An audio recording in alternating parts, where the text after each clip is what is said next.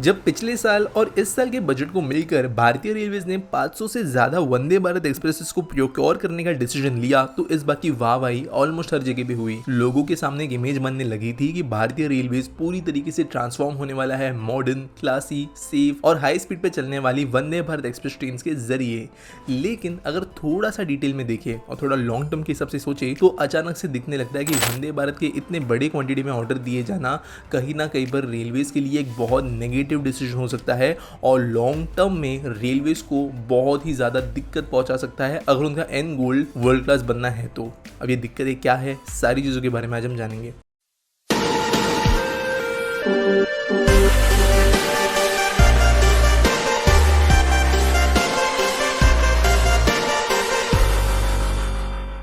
दोस्तों में एक चीज समझना जरूरी ये है कि वंदे भारत एक्सप्रेस ट्रेन जो है वो भारतीय स्टैंडर्ड्स और इंडियन रेलवे जो चीजें ऑफर कर सकती थी उसके हिसाब से तो बहुत ज्यादा अच्छी है। लेकिन अगर ग्लोबल स्टैंडर्ड्स के हिसाब से देखें तो वंदे भारत एक्सप्रेस जो है ऐसे नहीं बोल सकते कि पीछे हटती है, लेकिन कहीं ना कहीं पर एक एवरेज मॉडर्न स्टैंडर्ड्स को स्पेशली डेवलप देशों के हिसाब से मीट नहीं कर पाती। अब इसका मतलब क्या है हम समझते हैं। जनरली हाई स्पीड ट्रेन को अगर हम वेस्टर्न अमेरिकन स्टैंडर्ड्स के हिसाब से कंपेयर करें तो 200 किलोमीटर पर आवर के ऊपर चलने वाली स्पीड को हाई स्पीड कंसिडर किया जाता है। यूरोपियन स्टैंडर्ड्स को माने तो 250 के ऊपर की स्पीड्स को हाई स्पीड माना जाता है और जापानी स्टैंडर्ड्स को माने तो वो तो बहुत अलग लेवल पे है जहां पर 300 की एवरेज स्पीड से तो कई बुलेट ट्रेन चलती है। इसी के बीच में हमारी वंदे भारत एक्सप्रेस को हम जो सेमी हाई स्पीड ट्रेन बोल रहे हैं वो हार्डली 110, 120, 130 की एवरेज स्पीड पर चल रही है। कुछ सेक्शंस में कुछ पर्टिकुलर जगहों और स्ट्रेचेस के लिए ही हार्डली 160 की स्पीड तक वो पहुंच पा रही है। वैसे कहा गया है कि Vande Bharat express 200 kilometre per hour की स्पीड पे चल सकती है, लेकिन इसका मतलब ये होता है कि जो lowest standard of actual high speed train है वंदे भारत एक्सप्रेस वहां पे भी नहीं पहुंच सकती। और ये पहली दिक्कत है कि लॉन्ग टर्म विजन के हिसाब से अगर बहुत ज्यादा वंदे भारत एक्सप्रेस बन गई तो इनमें से कोई भी एक्चुअल हाई स्पीड ट्रेन नहीं कहलाएगी। लेकिन इसमें लोग सवाल यही करेंगे कि हमारे पास तो अभी ट्रैक्स भी नहीं है तो क्या फायदा बनाकर। अगर हम इन ट्रेन को बना भी ले 200 के हिसाब से या 200 के ऊपर के हिसाब से तो ना ये ट्रेन उन स्पीड पे चल पाएगी, तो वेस्टेज ऑफ मनी ही होने वाला है क्योंकि इनका कभी पोटेंशियल यूज नहीं हो पाएगा। देखा जाए तो ये अभी भी हो रहा है, बट रेलवे अपग्रेडेशन पे बहुत पैसा लगा रही है। मैंने एक वीडियो डेडिकेटेड कुछ दिन पहले ही बनाई थी कि कितने हजार करोड़ रुपए रेलवे ट्रैक अपग्रेडेशन के लिए लगाए जा रहे हैं और होने के लिए फ्यूचर में हम देखें तो कई सेक्शंस ऐसे हो सकते हैं जहां पर 180 से 200 की स्पीड पे हमें ट्रेन चलते हुए नजर आए। लेकिन अगर इतनी सारी वंदे भारत एक्सप्रेसेस बन जाती है आज के स्टैंडर्ड्स के हिसाब से तो ये सेक्शंस जब फ्यूचर में 8-10 साल बाद ओपन होकर बड़े बड़े लेंथ में इतनी स्पीड ऑफर करेंगे तो ये ट्रेन उसके लिए केपेबल नहीं होगी और रेलवे को कुछ और सोचना पड़ेगा उन ट्रैक्स की यूटिलाइजेशन के लिए। और अगर इन ऑर्डर्स के बारे में हम देखें तो 6-6, 7-7 साल की डिलीवरी डेडलाइंस है कंपनीज के लिए, यानी कि जब तक वंदे भारत एक्सप्रेस के लास्ट वाले ट्रेन आ रहे होंगे उस समय तक देश की ट्रैक्स जो है वो ज्यादा केपेबल होगी आज के वंदे भारत एक्सप्रेस के हिसाब से। दूसरा इशू है टेक्नोलॉजी का। अब दोस्तों पैसेंजर एमिनिटीज के हिसाब से वंदे भारत एक्सप्रेस सारे बेसिक्स को बहुत अच्छे से मीट करती है। नॉइज डैम्पनिंग हो, सस्पेंशन कंफर्ट हो, ये चीजें वंदे भारत के अंदर बहुत ज्यादा अच्छी है। लेकिन वही अगर हम फिर से ग्लोबल स्टैंडर्ड्स पे जाए तो कहीं ना कहीं पर वंदे भारत एक्सप्रेस के अंदर इंटीरियर डिजाइन के अंदर लैकिंग देखने के लिए मिलता है। हमें नेटवर्क कनेक्टिविटी या जो वाईफाई होता है वो लिमिटेड जगहों पे नजर आ रहा है। आगे जाकर फ्यूचर में जो लोगों की नीड्स होगी डायरेक्ट प्लग्स वगैरह की वो नजर नहीं आती। और कहीं ना कहीं पर जो फिट एंड फिनिश है ट्रेन के अंदर कोचेस वगैरह की वो अभी भी सरकारी कंपनी की तरह नजर आती है। अगर आपने वंदे भारत के अंदर ट्रैवल किया है तो आपको छोटा मोटा दिक्कत नजर आएगा जहाँ पर कोई पैनल ठीक से अलाइन नहीं है, कोई भी स्क्रू जो है वो बाहर आकर निकला है, कहीं पर जो एक प्रॉपर फिनिश हो सकती है वहाँ पर कीला मार दिया गया है। वैसी चीज़ आपको अभी वंदे भारत में देखने मिलती है और ग्लोबल स्टैंडर्ड्स पे वो नहीं है। अब ऑब्वियसली जो टेंडर्स के अंदर कंपनी को काम मिला है वो बेहतर काम करेंगी सरकार से, बट कहीं ना कहीं पर वापस यही इशू आता है कि जब 6-7 साल बाद ये ट्रेन आ रही होगी नई उस समय पर ये ग्लोबल स्टैंडर्ड से पीछे होगी। लेकिन ये तो मैंने सिर्फ पैसेंजर कंफर्ट की बात करी।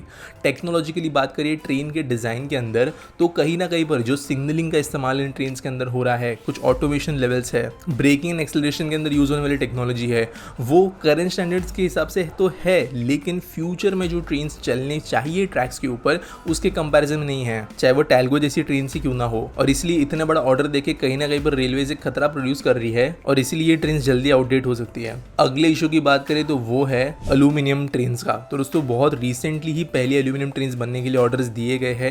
ये भी लेट आएगी और कम संख्या में आएगी, लेकिन उसके पहले इतनी सारी स्टील वाली ट्रेन्स बन जाएगी कि वो भी रेलवेज के लिए इनएफिशिएंट कहलाएगी लंबे समय के लिए। अब इसका ब्रॉडर पिक्चर क्या है, लॉन्ग टर्म विजन क्या है, ये दिक्कत में गिनवा क्यों रहा हूं, सिर्फ इसलिए कि रेलवेज जो है कहीं ना कहीं पर टाइम के साथ में जल्दी इन ट्रेन्स को पुराना होते हुए देखेगी। तो हाँ वो बात तो है ही, लेकिन एक चीज समझना जरूरी है कि ये लाखों हजारों करोड़ के काम है। अगर ओवरऑल अगर हम पूरा का पूरा ऑपरेशंस भी कैलकुलेट कर ले तो इसके वजह से रेलवे इनके अंदर इतना पैसा लगाती है तो कहीं ना कहीं पर लॉन्ग टर्म के हिसाब से हमें ट्रेन नहीं मिल पाएगी। ये काइंड ऑफ वही चीज है जो आज भी हम नॉन एसी कोचेस प्रोड्यूस करके कर रहे हैं, जहां पर दुनिया बहुत ज्यादा आगे निकल चुकी है। हम कहीं ना कहीं पर एवरेज चीज को अल्ट्रा मॉडर्न समझकर उसे ही लॉन्ग टर्म विजन के तौर पे देख रहे हैं और रेलवे को कहीं ना कहीं पर इसके ऊपर काम करने की जरूरत है। हाँ, यहाँ पर एक बात याद रखना जरूरी है कि भारतीय रेलवे में डेली 13,000 से ज्यादा ट्रेन चलती है, जिनमें से हार्डली 500 से 600 ट्रेन वंदे भारत बनेगी आने वाले 5 से 6 साल के अंदर, अगर गवर्नमेंट और ऑर्डर्स नहीं देती तो। और इसकी वजह से बहुत स्कोप बचता है दूसरे पैसेंजर ट्रेन को और मॉडर्न चीजों के साथ में रिप्लेस करने के लिए, लेकिन अनफॉर्चुनेटली गवर्नमेंट वो करते हुए भी नजर नहीं आ रही। अब इसका सोल्यूशन क्या है वो समझते हैं। अब मैं कोई एक्सपर्ट तो नहीं हूँ, ये थोड़ा ओपिनियन बेस्ड वीडियो ही है। तो यहाँ पर वंदे भारत स्पेसिफिकली अगर हम बात करें तो रेलवे को 2-3 चीजें करनी चाहिए। पहली बात वो है कि ट्रेन के जो इंटरनल्स होंगे वो मॉडर्न फ्यूचर में आने वाले signalling systems, controls, drive system, सारी चीजों को जो है ज्यादा आगे के हिसाब से सोचकर बनाना चाहिए और स्पेशली स्पीड्स को हिसाब से तो बनाना ही चाहिए। जो पैसेंजर फैसिलिटीज होती है वो ऑब्जर्व करनी चाहिए कि फ्यूचर के अंदर क्या होनी चाहिए, किस चीज की नीड होगी वो बनने चाहिए। जैसे फॉर एग्जांपल आज के डेट में मे बी कोट हुक्स या चप्पल रखने वाले बैग्स के ऊपर लोग इतना अटेंशन ना दे, लेकिन फ्यूचर में चाहे वो इलेक्ट्रिक प्लग्स की ज्यादा संख्या हो, नेटवर्क कनेक्टिविटी बेहतर होना हो, ये चीजों के ऊपर ज्यादा ध्यान दे। तो ये चीजें गवर्नमेंट को देखनी है। टिल्टिंग ट्रेन टेक्नोलॉजी की बात करें तो आज करंट ट्रैक्स के ऊपर one of the best options निकल कर आता है ज्यादा स्पीड ट्रेन चलाने के लिए, वो है टिल्टिंग टेक का यूज करना।